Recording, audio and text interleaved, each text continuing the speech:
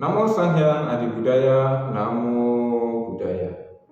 Hai semua, jumpa kembali bersama teacher dalam pendidikan agama Buddha dan Budi Pekerti. Dan pada hari ini kita akan membahas materi tentang menjalani atau mempraktikkan sila dalam kehidupan sehari-hari.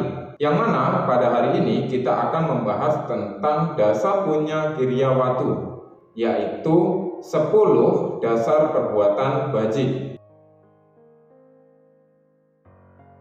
Selain dari pelaksanaan Pancasila Buddhis dan juga pengembangan atau pelaksanaan Pancasila, di dalam kehidupan ini bagi kita umat Buddha ada cara lain yang merupakan cara untuk pelaksanaan sila di dalam kehidupan sehari-hari, yaitu dengan cara melaksanakan 10 dasar perbuatan baik atau dasa punya Kiryawatu. Sebelum kita masuk kepada materi tentang dasa punya Kiryawatu, teacher akan menyampaikan suatu pertanyaan yang disampaikan oleh Buddha kepada Samanera Rahula. Dan pertanyaannya ini berhubungan dengan cermin. Suatu ketika Buddha ini bertanya kepada Samanera Rahula, "Samanera Rahula, apakah guna cermin?" Kemudian Samanera menjawab, "Cermin digunakan untuk bercermin Bante." Kemudian Buddha menjelaskan, begitu pula dengan pikiran, ucapan, dan perbuatan yang kita lakukan. Semestinya pikiran, perbuatan, dan ucapan yang kita lakukan itu dilaksanakan atau dilakukan setelah kita melakukan perenungan-perenungan. Pantaskah atau tidak pantaskah perbuatan itu dilakukan melalui pikiran, ucapan, dan perbuatan kita? Jika suatu perbuatan itu menurut kita pada diri kita saja tidak pantas, jangan dilakukan kepada orang lain.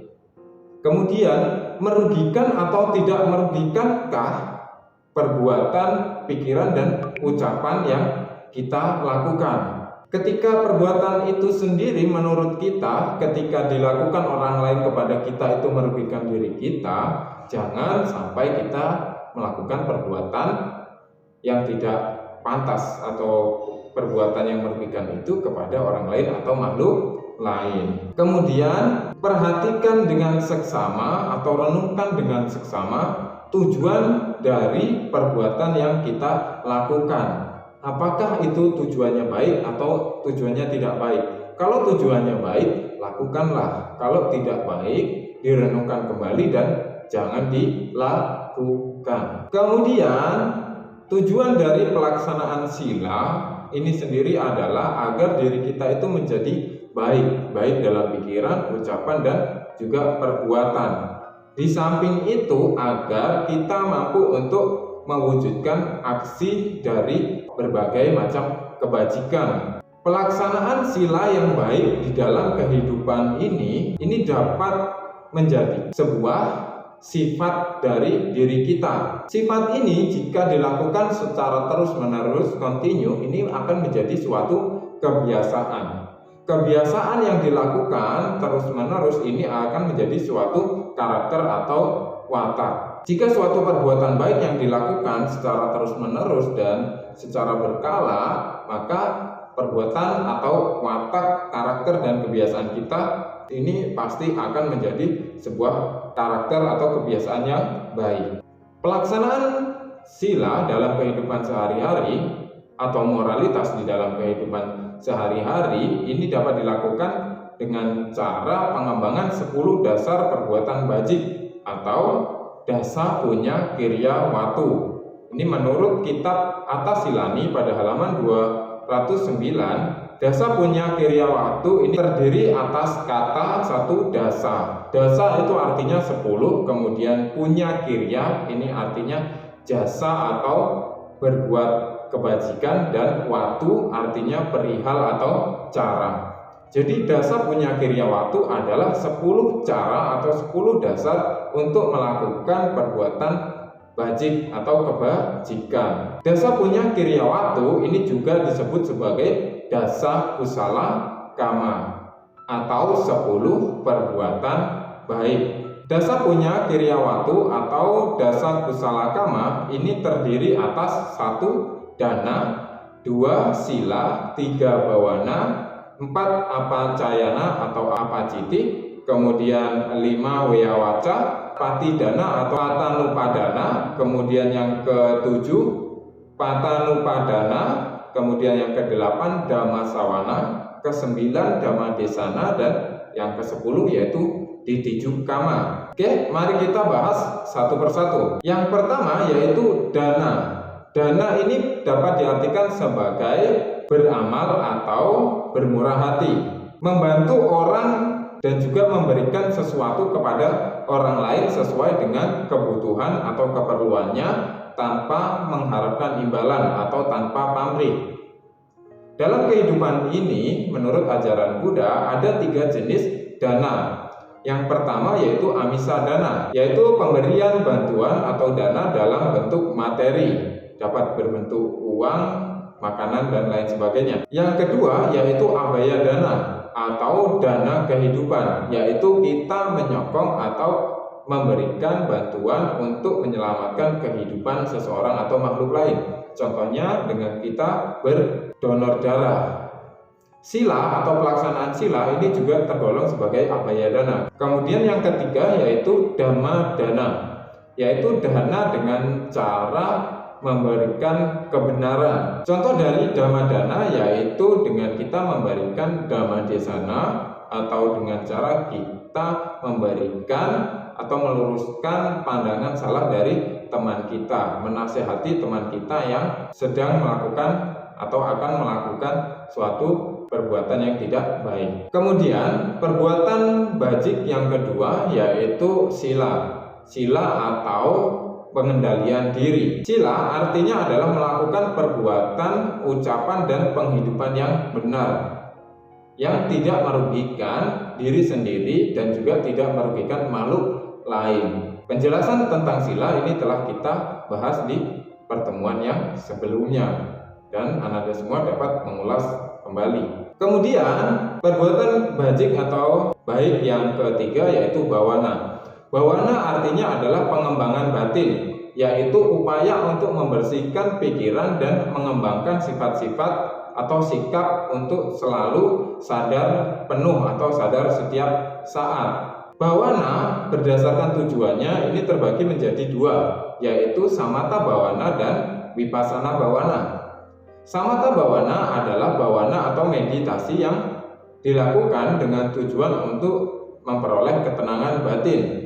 Sedangkan vipassana bawana adalah bawana atau meditasi yang dilakukan dengan tujuan untuk memperoleh pandangan yang benar atau pandangan terang. Kemudian yang keempat yaitu apacayana atau apaciti, yaitu menghormat. Apacayana adalah yaitu memberikan penghormatan kepada mereka yang patut untuk dihormati. Selain itu, dengan apacayana ini kita akan mengkondisikan diri kita untuk memiliki sifat rendah hati dan tidak sombong, sehingga diri kita ini menjadi pribadi yang baik dan mampu untuk memberikan penghormatan kepada mereka-mereka yang patut dihormati. Siapa saja yang patut untuk dihormati dalam kehidupan ini? Menurut Buddha, yang paling patut untuk dihormati dalam kehidupan ini yang pertama adalah orang tua kita, ayah dan ibu. Kemudian hormat kepada Triratna Buddha, Dharma, dan Sangha, kemudian kepada guru, kepada orang yang lebih tua, kepada mereka yang lebih muda dari kita, dan juga kepada makhluk-makhluk yang di sekitar kita. Intinya adalah kepada siapapun kita harus memiliki sikap hormat. Yang kelima yaitu weyawaca. Weyawaca artinya adalah melayani atau memberikan pelayanan. Weyawaca ini berarti adalah berbakti serta bersemangat di dalam melakukan hal-hal yang patut dilakukan, seperti memberikan pelayanan. Pelayanan yang baik dengan membantu pihak lain ini akan berguna untuk mengikis kesombongan kita. Dan ketika kita melakukan pelayanan dengan hati yang tulus dan ikhlas, itu akan menimbulkan kebahagiaan di dalam diri kita. Selain itu, kita juga mendapatkan karma baik. Yang keenam yaitu patidana atau patanupadana. Patidana atau patanupadana ini artinya adalah berbagi jasa kebajikan, yaitu membagikan kebahagiaan kita dengan orang lain dan juga tidak mementingkan diri sendiri, atau dengan kata lain yaitu melimpahkan jasa kebajikan. Salah satu cara untuk melimpahkan jasa kebajikan yaitu pada saat kita melakukan puja bakti ini kita membacakan parita pelimpahan jasa yaitu etawata, yang mana pada saat itu kita dapat melimpahkan jasa kebajikan kita kepada para leluhur kita dan para orang-orang yang telah mendahului kita. Kemudian boleh nggak dilimpahkan kepada yang masih hidup? Nah, poin terpentingnya adalah ketika ada orang yang berjasa di dalam kehidupan kita seperti ayah dan ibu kita, ya sebaiknya saat mereka masih hidup ya kita doakan mereka dengan cara memberikan limpahan jasa kebajikan yang kita lakukan kepada orang tua kita yang masih hidup, agar orang tua kita yang masih hidup hidupnya ini bahagia serta terhindar dari segala mara bahaya. Kemudian yang ketujuh yaitu patanumodana. Patanumodana artinya bersimpati terhadap kebahagiaan orang lain, tidak merasa iri hati, kemudian sikap menerima dan bergembira atau ikut bergembira dengan kebahagiaan yang diperoleh oleh pihak lain atau orang lain. Dengan kita memiliki simpati, maka diri kita juga akan bahagia. Di samping itu, orang lain juga akan bahagia dan kita akan lebih mudah untuk bergaul serta mendapatkan teman yang lebih banyak dan baik. Kebajikan yang ke-8 yaitu Dhammasawana. Dhammasawana artinya adalah mempelajari dan sering untuk mendengarkan dharma atau uraian dharma. Dengan kita sering mempelajari, sering mendengarkan dharma atau ajaran kebajikan, ajaran kebenaran dari Buddha, maka diri kita juga akan menjadi pribadi yang baik. Nah, di samping itu, diri kita juga akan memperoleh ketenangan setelah kita mendengarkan Dhamma Desana atau mendengarkan uraian Dharma. Bagaimanakah cara kita untuk dapat mengenal Dharma?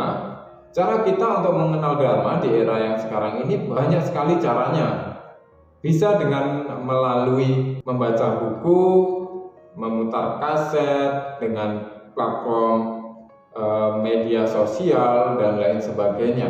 Dengan kita mau untuk mendengarkan Dharma, mempelajari Dharma, mengenal Dharma, maka pastinya setelah kita memahami dan mengerti, kita akan mempraktekkan Dharma, dan itu merupakan satu kebajikan yang luar biasa. Kemudian kebajikan yang ke-9 yaitu Dhamma Desana.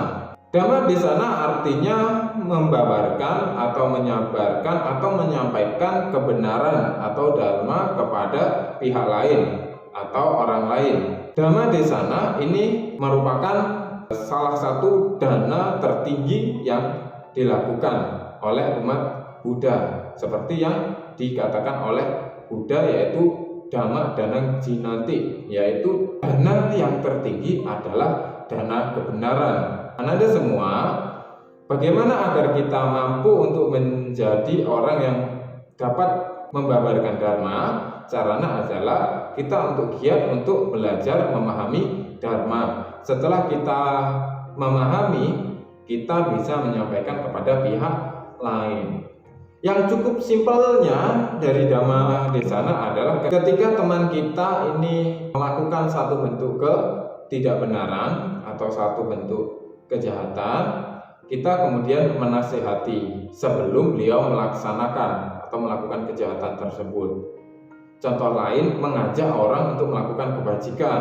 Ya, contohnya hari Minggu mengajak teman untuk pergi ke wihara, atau ketika ada kegiatan di wihara, ajak teman bersama-sama untuk membantu kegiatan wihara. Itu juga contoh dari Dhamma Desana yang diaplikasikan di dalam kehidupan sehari-hari. Kemudian kebajikan yang ke-10 yaitu ditijukama atau meluruskan pandangan. Artinya yaitu berpandangan hidup yang benar atau meluruskan pandangan hidup yang salah menjadi pandangan hidup yang benar. Orang yang berpandangan salah ini contohnya Seseorang melakukan pencurian karena dia tidak tahu bahwa pencurian itu merupakan satu tindakan yang tidak benar.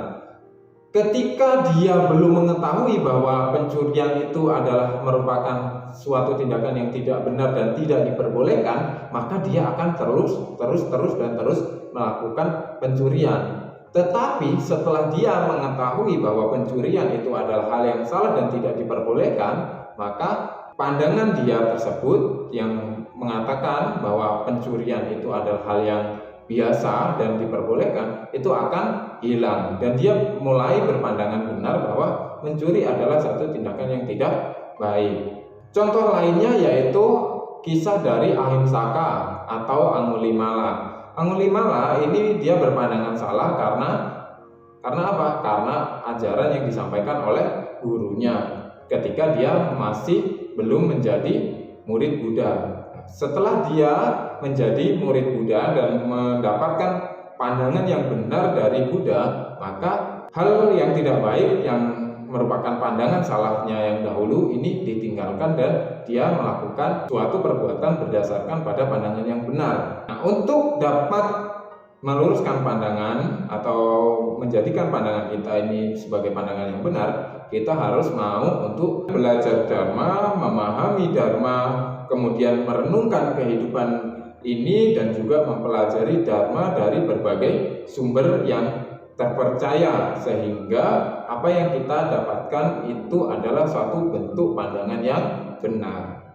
Oke Ananda semua, demikianlah penjelasan dari teacher tentang dasa punya kiriya waktu atau dasa kusala kama. Telah selesai teacher sampaikan. Semoga Ananda semua dapat mengerti dan memahami dari apa yang telah teacher sampaikan, dan semoga kita semua dapat melakukan ke-10 hal tersebut di dalam kehidupan ini, sehingga kita mendapatkan kebahagiaan dan hidup kita ini berguna bagi orang-orang atau makhluk di sekitar kita.